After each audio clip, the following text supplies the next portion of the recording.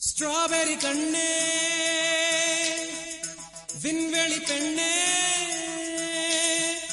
silver spoon கையோடு பிறந்தவள் நீயே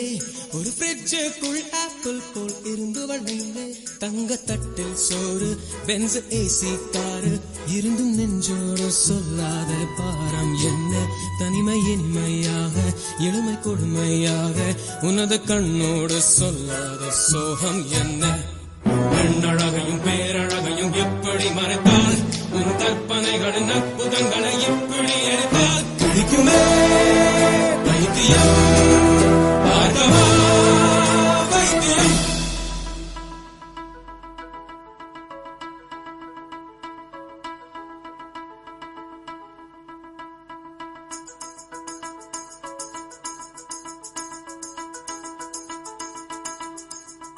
பழைய பைத்தியம்